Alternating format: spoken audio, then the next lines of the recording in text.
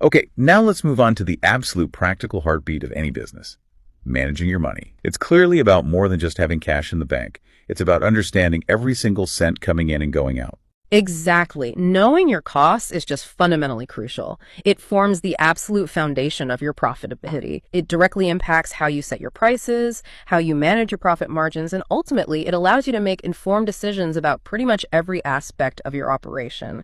Without understanding your costs accurately, you're essentially flying blind, financially speaking.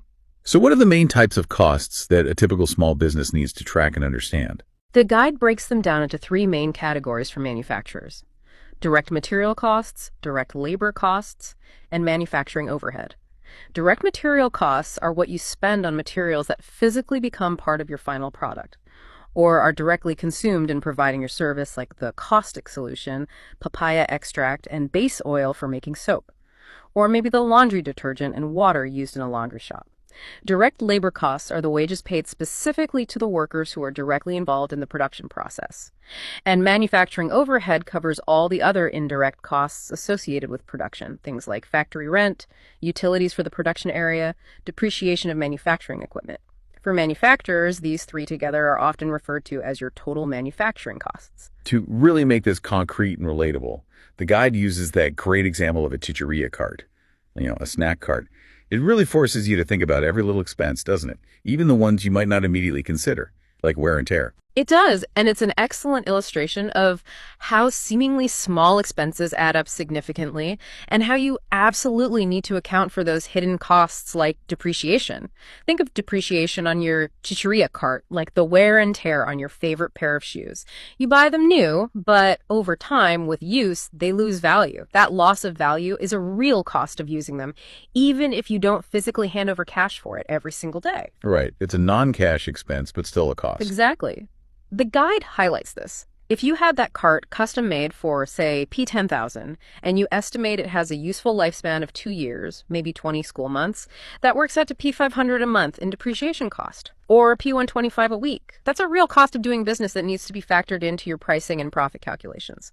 Plus, you have maybe the monthly rent for your stall space, puesto, the cost of transportation twice a week to buy your stock. These are all real costs that must be accurately accounted for to ensure you're actually making a profit. The key insight is to recognize and track all your expenses, even the less obvious ones, to truly understand your financial health. Okay, so once you're aware of all these different costs, how do you actually track them effectively, especially if you're not naturally an accountant? The guide really emphasizes the importance of basic record keeping. Accurate record keeping is absolutely essential. It's the only way to know if your business is truly healthy, sick, or just okay, as the guide puts it. You simply can't rely on just keeping things in your head or jotting notes in a simple notebook, although notebooks can be useful for temporary, on-the-spot notes. The guide insists on using a proper journal for recording transactions chronologically, using the basic principles of debit and credit entries. These journal entries are then periodically summarized and posted to a general ledger, which groups transactions by account type. Does the record-keeping system need to become more complex as the business grows? It sounds like eventually you might need more than just one big journal or ledger. That's right. As your business grows and the volume of transactions increases, your record-keeping system typically needs to get a bit more sophisticated to remain efficient. Think of it like this.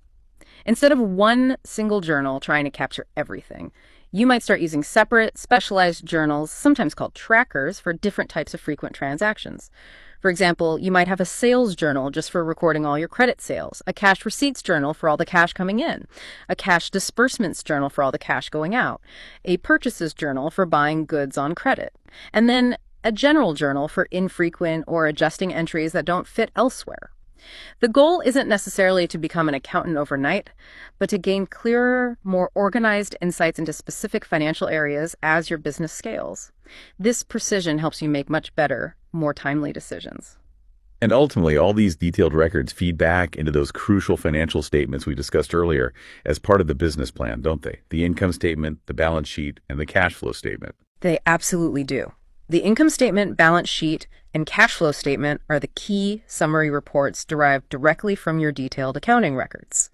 And again, while you, the entrepreneur, don't necessarily need to be an expert in preparing these statements meticulously yourself, perhaps you hire a bookkeeper or accountant for that the plan strongly highlights the critical importance of using them. They are your diagnostic tools.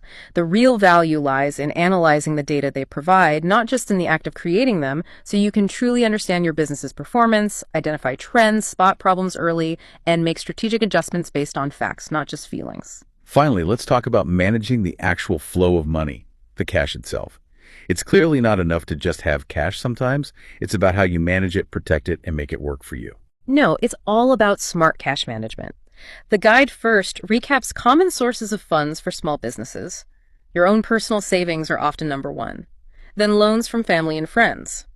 It even touches upon informal loan schemes common in some areas, like the 5-6 loans often provided by, say, motorbike riding Indian nationals in the Philippines, known for their easy accessibility and often trust-based relationships without requiring formal collateral. And of course, formal government loan programs and private financial institutions are also sources. The key insight, perhaps connected to that visual of money stacks in a piggy bank, is simply that cash is the absolute lifeblood of any business. You need to know precisely where it's coming from and, just as importantly, where it's going. And what are some of the common poor cash management practices that entrepreneurs should definitely try to avoid? Things that can really get a small business into trouble. A critical one the guide points out is a simple lack of cash planning. Entrepreneurs can become so absorbed in the urgent demands of daily operations that they just forget to properly plan and forecast their cash needs, leading to unexpected shortages or maybe impulsive overspending when cash seems plentiful. They also often fail to anticipate the impact of busy seasons versus lean seasons on their cash flow, which can leave them dangerously cash-strapped during slow periods or with unproductive excess cash sitting idle during peak times. Another poor practice mentioned is making prepayments unnecessarily paying bills long before they're due, which just ties up cash that could be used more productively elsewhere, limiting your flexibility. Okay, so those are the pitfalls. What about the flip side? What are the smart cash management practices that the guide recommends adopting? First and foremost, reconcile your bank accounts monthly. Preparing a bank reconciliation statement is vital for monitoring the actual flow of funds in and out of your bank account and quickly catching any discrepancies, errors, or unauthorized transactions. Second, you need to effectively manage your receivables, that's the money owed to you by your customers. This requires establishing and consistently applying a sound credit policy. The guide suggests basing this on what it calls the 5 C's of credit. Think of them as your checklist before extending credit to a customer. What are the 5 C's? They are: character. Does the customer have integrity and a history of paying debts? Capacity. Do they have the financial ability to actually pay? Collateral. Do they have any assets they could pledge to secure the debt? Capital, what's their overall financial strength or net worth? And capability, can their business operations effectively generate the cash needed to pay you back? Based on this assessment, you should define clear credit terms, like maybe a maximum amount of credit per customer and specific payment terms. For example, payment due within 30, 60, or 90 days. And importantly, require down payments whenever feasible to reduce your risk and improve your cash flow upfront. That makes sense for money coming in. What about managing your own payables, the money you owe to your suppliers? Smart management of payables involves strategically postponing the payment of non-interest-bearing obligations whenever possible, right up until the due date. This allows you to keep your cash working for you longer, perhaps funding income-generating activities. The guide also encourages consolidating your payments, maybe making disbursements only once a week, which makes monitoring and controlling your cash outflow much easier. And here's a clever trick mentioned, especially common in close-knit business communities. Consider using ex-deal or barter, sometimes called trade-in, to settle obligations without actually spending cash. You might even do this between competitors sometimes. It's all about conserving your precious cash for the most essential operations. Wow. Woke up tracing lines on the window pane. Thought the world outside was just a driving rain. Felt like flotsam on an endless churning tide. Just a passenger, nowhere left to hide. Blame the stars, the forecast, and the twist of fate. Waited for a sign that always came too late. Every shadow seemed to stretch beyond my control. A whisper telling me I'd never reach my goal. But then a quiet hum started it deep inside and knowing rhythm where my doubt into the thoughts I send. A tiny spark, a fundamental shift in